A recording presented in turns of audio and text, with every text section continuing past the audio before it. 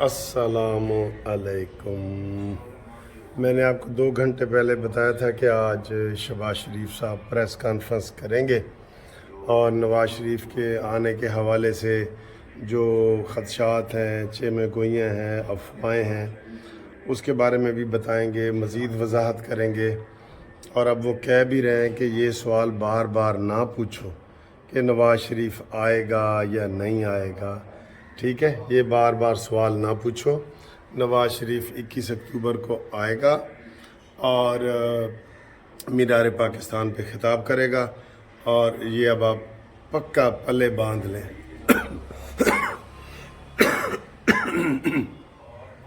اس کے علاوہ انہوں نے کیا کہا ہے وہ ہم آپ کو 4-5 منٹ کی لائیو پریس کانفرنس دکھاتے ہیں، اور اس کے بعد اس کے اوپر اپنا تبصرہ اور آپ کا تبصرہ جاری رہے گا۔ یہ لیں۔ اور جب ووٹ آف نو کانفیڈنس کا مرحلہ قریب آ رہا تھا تو انہوں نے اپنی ذاتی سیاست اور اپنی ذاتی جو ان کے مقاصد تھے اس کی خاطر اب یہ سوال بار بار نہیں پوچھنا کہ نواز شریف آ رہے ہیں یا نہیں کرنے کا فیصلہ کیا۔ یہ وہ عوامل ہیں جو آپ سب اچھی طرح جانتے ہیں۔ ہمارے لیے بڑا آسان تھا کہ ہم ووٹ آف نو کانفیڈنس جو کہ ایک آئینی جو حق ہے اس کو استعمال کرتے ہوئے وہ کامیاب ہوا۔ ہم پھر فور اپنی سیاست کو بچانے کے لیے ریاست کو ڈبو دیتے۔ یہ کوئی مشکل کام نہیں تھا، لیکن بطور ایک پاکستانی کے ایک ذمہ دار حکومت کے سربراہ ہونے کے ناطے میرا اور میرے قائد میاں محمد نواز شریف اور مخلوط حکومت کے تمام زعماء کا فرض تھا کہ اگر سیاست کو نقصان پہنچتا ہے پہنچے، ریاست بچ جائے۔ اور پھر آپ نے دیکھا کہ تاریخ کا سب سے بڑا سیلاب آیا، اس سے ہم نے نمٹنے کے لیے جو بھی وسائل، وقت، توانائیاں صرف کی۔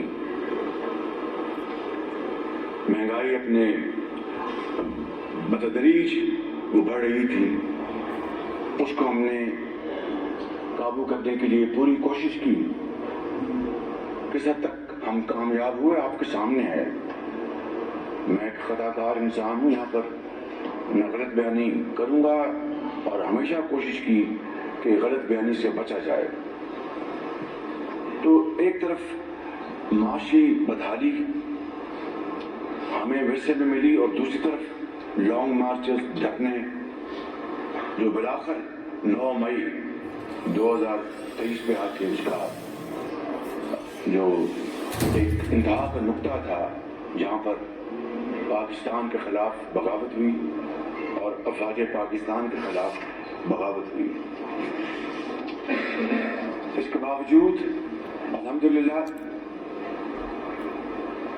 IMF کا معاہدہ طے پایا۔ کسان پیکج 2000 ارب روپے کا دیا گیا، جس کے نتیجے میں اس سال جو گندم 10 سالہ ریکارڈ ہے اس کی پیداوار کا الحمدللہ، اور پھر یقیناً صوبائی حکومتوں کے کوشش سے ابھی کاٹن بھی اس میں بھی پچھلے سالوں کے مقابلے میں بہت پیداوار میں بہتری آئی ہے۔ مگر اگر یہ کہا جائے کہ ہم 16 ماہ میں ہر میدان میں کامیاب ہوئے تو میں سمجھتا ہوں کہ وہ کہنا میرے لیے مناسب نہیں ہے، لیکن میں یہ ضرور کہوں گا کہ ہم نے مسائل حل کرنے کے لیے جان توڑ کوشش کی، اس میں کوئی کمی نہیں کی۔ وسائل کو بچانے کے لیے آپ اندازہ کریں کہ اگر خدا نخواستہ پاکستان دیوالیہ ہو جاتا تو کیا صورت گری ہوتی۔ پیٹرول پمپ خالی ہوتے، قطاریں لگی ہوتی، زندگی بچانے والی ادویات ناپید ہوتی، جو پوری درآمدات तेल, ادویات, خوراک, مشینری, صنعت کے لیے, زراعت کے لیے, را مٹیریلز, خام مال, ان کی جو ایل سیز نہ کھل پاتی, اگر وہ کھلتی بھی تو باہر کے بینک اس کو منظور نہ کرتے, اس کو انڈورس نہ کرتے. آپ دکانوں پر قطاریں لگی ہوتی, دوائیاں نہ مل رہی ہوتی, روز مرہ کی اشیاء وہ نہ مل رہی ہوتی, پیٹرول کے اوپر قطاریں لگی ہوتی, بینکس کے اوپر چڑھائی ہو گئی ہوتی, لوگ پیسے اپنے بینکوں سے نکالنے کے لیے وہاں پر توڑ پھوڑ کر رہے ہوتے. ہاں جی, تو یہ آپ نے شہباز شریف صاحب کی تقریر سن لی. انہوں نے وضاحت کی ہے کہ جناب ان 16 مہینوں میں ہم نے کس طریقے سے ڈوبتے ہوئے پاکستان کو بچایا, اور اگر خدا نہ خواستہ یہ ہم اگر نہ آتے تو یہ پاکستان جو ہے مزید اتنا بڑا نقصان ہو جاتا کہ شاید اس کی تلافی نہ ہو. اب ہم نے اپنی سیاست قربان کی ہے ریاست پہ, ریاست کو بچایا ہے. پاکستان کے ساتھ جو عمران خان نے بین الاقوامی معاہدے کیے تھے اس کے اوپر کسی کے اوپر بھی پورے نہیں اترے, ٹھیک ہے, کسی کے اوپر بھی پورے نہیں اترے. یہ انہوں نے باتیں کی ہیں. پھر انہوں نے کہا جی کہ پاناما میں دیکھیں 400 بندوں کا نام تھا, جو 400 میں سے صرف ایک کا ٹرائل ہوا, تو 399 بندے کدھر گئے؟ ان میں ہمارے ایک جج بھی تھے, جسٹس فرق وغیرہ لاہور ہائی کورٹ کے, وہ یہ سارا وہ بتا رہے ہیں. اور اس کے علاوہ انہوں نے کہا جی کہ ہم نے اپنے دور میں ترقی کا جو سپیڈ ہے وہ تھوڑی سی کی ہے, لیکن مشکلات اتنی تھیں کہ ہم اس کا کچھ بتا نہیں سکتے.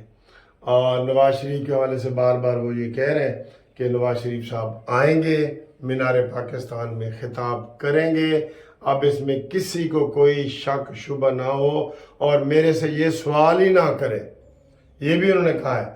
اور اس کے علاوہ انہوں نے نواز شریف کا 2017 والا پاکستان جو ہے وہ یاد کیا ہے کہ جب بجلی, آٹا, گھی, دال, چینی ہر چیز کے اوپر کنٹرول تھا نا کنٹرول.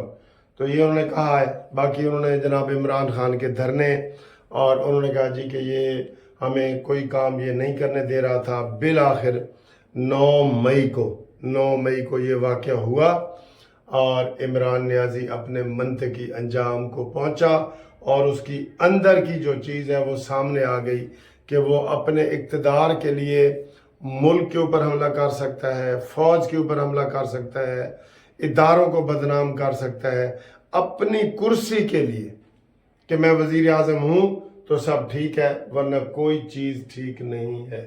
ٹھیک ہے, یہ انہوں نے کہا ہے. اور اس کے علاوہ انہوں نے کہا جی کہ نواز شریف صاحب کے حوالے سے بہت ساری باتیں ہو رہی ہیں. ابھی صحافی کوئی سوال وغیرہ بھی پوچھیں گے, لیکن ہم پہلے ہی آپ کو ساری یہ باتیں بتا رہے ہیں کہ جناب یہ والی باتیں ہوئی ہیں, اور نواز شریف صاحب انشاءاللہ تعالی آ رہے ہیں. آپ تیاری کریں اور استقبال کی تیاریاں کریں. ساتھ ہی انہوں نے اپنے پی ٹی ایم کے حوالے سے باقی جماعتوں کا بھی شکریہ ادا کیا کہ ہم مشکل حالات میں آئے تھے, اور مین ہمارا یہی تھا کہ ہم کسی صورت میں بھی ریاست کو بچا لیں. ٹھیک ہے, اس حوالے سے. اور یہ انہوں نے باتیں کی ہیں. باقی زیادہ انہوں نے عمران خان کے حوالے سے بھی زیادہ باتیں نہیں کی اور دوسری بھی نہیں کی. تو ہم آپ کو قانونی ٹی وی پہ سب سے پہلے جو ہے وہ شہباز شریف صاحب کی پریس کانفرنس کا بتا رہے ہیں. ابھی کسی چینل نے بھی آپ کو ٹی وی کی بات نہیں کر رہا, یوٹیوب چینل والوں نے آپ کو یہ پریس کانفرنس نہیں دکھائی. ہم نے اس کے اوپر تبصرہ بھی بتا دیا اور آپ کو لائیو پریس کانفرنس بھی بتا دی. ٹھیک ہے جی, تھینک یو, اللہ حافظ.